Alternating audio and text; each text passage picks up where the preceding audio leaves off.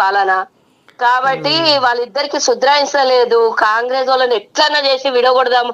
అత్తా కోడళ్ళు కొట్లాడితే పక్కింటోనికి చూసి సంతోషం అయితే చూడు, అట్లా కాంగ్రెస్ వాళ్ళు ఎప్పుడు కొట్లాడుకుంటారా అని చూస్తుర్రి. అంత ఛాన్స్ మేము ఇస్తలేం కదా. మీరు కొట్టుకొని చేస్తున్నారు. ఆ కొట్టుకొని వచ్చింది మా మీద ఏడ్చి వస్తే మా మీద దిష్టి తీసేసినట్టు అవుతుంది. పోండి, మీకు ఇక దినం అదే పంచాయతీ ఉంటది. మీరు కొట్టుకొని చచ్చుడే. ఈ 8 ఎంపీలు 4 గ్రూపులు, 8 ఎమ్మెల్యేలు 4 గ్రూపులు, ఆడ కుటుంబంలో 4 గ్రూపులు. ఇక సచ్చి బతుకుతున్నారు అలా కార్యకర్తలు. వాళ్ళు ఫస్ట్ వాళ్ళ ఇంటికి చూసుకోమని, మా సంగతి తర్వాత చూద్దరు. కానీ మేము మంచిగా సుభిక్షంగా ఉండాలి రాష్ట్రం అని ఇచ్చిన హామీలు నెరవేర్చడానికి ముందే వేసిన అడుగు.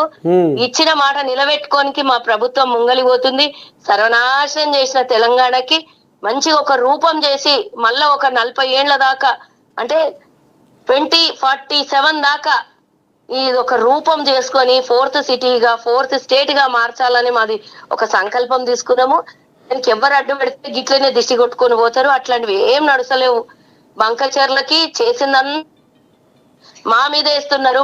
పెండ బూడిది చల్లడానికి మీద ప్రయత్నం చేస్తారు. ఆ పెండ పూసుకున్నది మీరు, ఆ రోజు ఆ పెండని రాజేసింది మీరు, ఇటుకలేసి పిడికలేసి రాజేసింది మీరు, అది చేసింది మీరు అని మేము పబ్లిక్ కి తీసుకొని పోతే మా మీద ఏడిచి వస్తుర్రు. మా ముఖ్యమంత్రి క్లియర్ గా చెప్పిండ్రు, మాకు వ్యక్తిగతంగా పరిచయాలు వేరు, పార్టీలు ప్రభుత్వాలు వేరు. ఆ పార్టీ అక్కడ ఉమ్మడి ఎన్డీఏ ప్రభుత్వంతో ఉన్నటువంటి ఆ ప్రభుత్వం టీడీపీ ప్రభుత్వం, ఇక్కడ కాంగ్రెస్ ప్రభుత్వం. ప్రభుత్వాలు వేరు, పార్టీలు వేరు. అవసరమైన చోట మాట్లాడతాం అంతే గాని తిట్టుకుంటేనే అవతల పార్టీకి కరెక్ట్ అనుకుంటే వీళ్ళు పోయి బిర్యానీ తినొచ్చి నాటుకోడి బిర్యానీ లేకపోతే ఇంకేమైనా పులుసులు తినేసి వచ్చిన వాళ్ళు మాట్లాడేటటువంటి మాటలు ఇవి. మేము అవి తినము. తిని ఇట్లాంటి అబద్ధాల ముచ్చట్లు మేము చెప్పము. మేము బహిరంగంగా మా ముఖ్యమంత్రి గారు పక్క రాష్ట్ర ముఖ్యమంత్రిని బహిరంగంగా కలిసి చర్చలు చేసిండ్రు. వాళ్ళలాగా అర్ధరాత్రి పోయి లోకేష్ తో కూర్చొని చర్చలు మా వాళ్ళు చేయలేదు.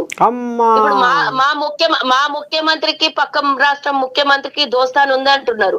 మరి ఏమైనా కలిస్తే గిలిస్తే అట్లా ఏమైనా సప్పుడు దాకా సదురుకు చీకట్లా కలవాలి. మా ముఖ్యమంత్రి బహిరంగంగా కలిస్తే మీ మాజీ మంత్రి అర్ధరాత్రి పోయి కలిసి వస్తున్నాడు. ఏమిటికి అంటే దోస్తులంట. దోస్తు వేరా దోస్తు అన్నట్ల మేము దోస్తులమంట, తమ్ముళ్ళు అంటోడంట. అరే మరి పక్క రాష్ట్రాల వాళ్ళందరు గాని ఎవరు మనుషులంతా ఒక్కటే, అందరం మాట్లాడుకున్నాడు అవన్నీ వేరే. కానీ నువ్వేమో మా మీద బహిరంగంగా కలిసిన వాళ్ళ మీద నిందలే పడితే సదురుగా కలిసినోని మేము కలుస్తాం తమ్ముని అట్లా అంటాడు.